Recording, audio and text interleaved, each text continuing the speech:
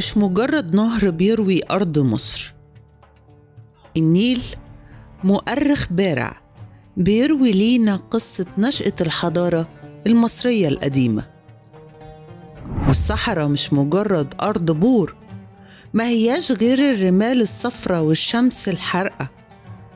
الصحراء بتضم تاريخ عريق وبتحكي قصص نادرة مفيش حد هيحكيها لك غيرها. والنهاردة احنا على ميعاد مع واحدة من القصص اللي بيشترك النيل والصحراء في حكايتها.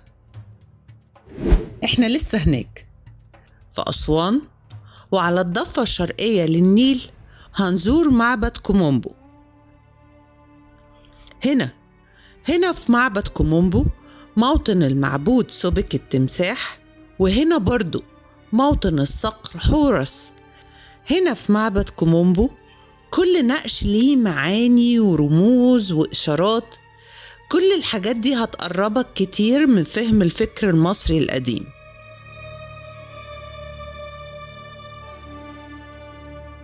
لو بصينا هنا حضراتكم لمنظر تقسيم المعبد، لو بصينا من أول النقطة هنا لحد لو أخذنا النقطة دي مشينا بيها لحد السلم اللي طالع بيه في المعبد، فهنا عبارة عن المعبد ده مقسوم بالمنتصف بين المعبود سوبك والمعبود حورس.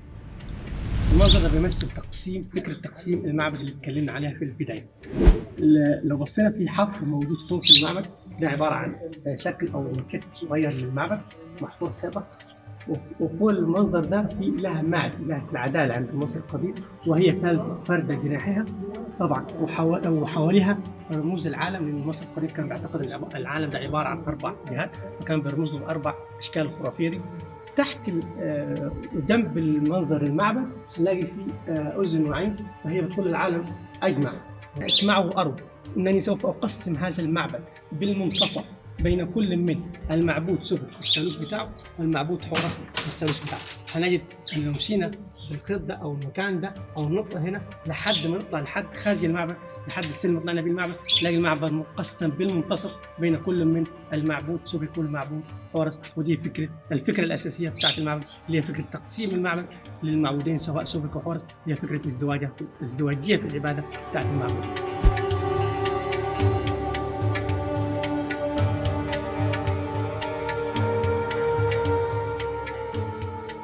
من ضمن الإضافات أيضا اللي أضيفت للمعبد لاحقا كان المجموعة المائية داخل المعبد.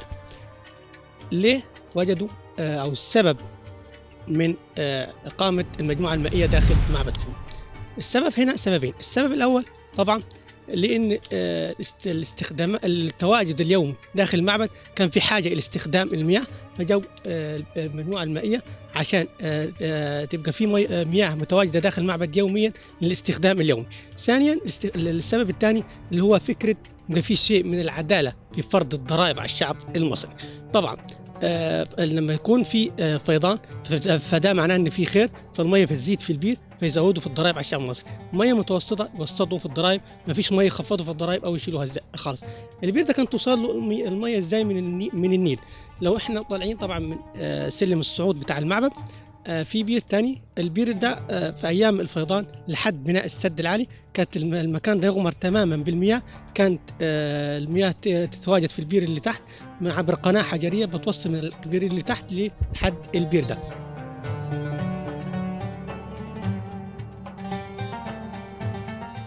كانت بتطلع القناة الحجرية من البير الصغير تمشي عبر قناة حجرية لحد ما توصل لحوض التطهير.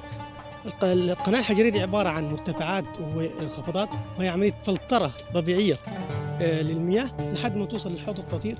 كان بيطهر فيه الملك قبل دخوله إلى قدس الأقداس، عبارة عن طقسة معينة كان تقام للملك قبل دخوله إلى قدس الأقداس. أيضا من ضمن الإضافات كانت موجودة في المعبد لاحقا كان في كنيسة هنا لأيام التواجد المسيحيين داخل الأخوة الأقباط داخل المعبد. للأسف موجود منها غير العمود الموجود قدامنا دلوقتي.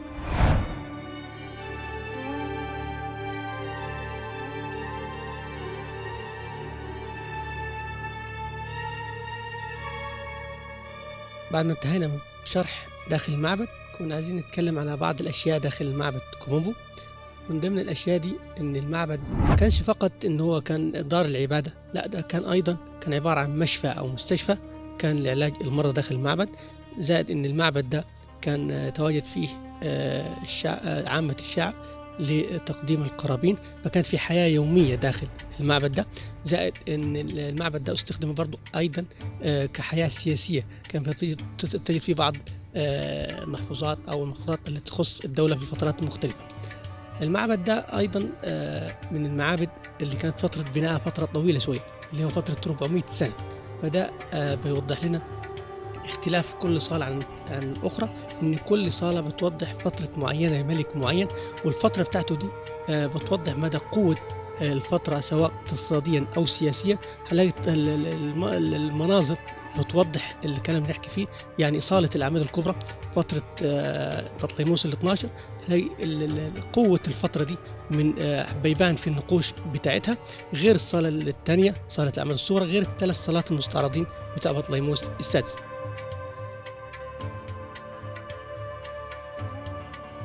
وهنا نحن نصل إلى نهاية جولتنا داخل معبد كومومبو، اللي هو يعتبر من أجمل وأكثر المعابد فريدة في مصر، وهو من المعابد الفريدة في مصر لسبب عبادة إلهين داخله أيضا. زائد أنه هو فترة طويلة في بناء المعبد، زائد أنه هو فترة أنه بناؤه بطلمي، ولكن أنقاض المعبد قائمة على أنقاض دولة حديثة. زائد أنه هو المعبد ده في لوحات مهمة ولوحات توضح معرفة المصري القديم بالطب من آلاف السنين، ومعرفته بالتقويم السنوي أيضا من آلاف السنين، وأن المعبد ده استغرق بناؤه 400 سنة. فده من المعابد الجميلة أو الفريدة اللي نحن بننصح كل الزائرين بزيارة معبد كومومبو.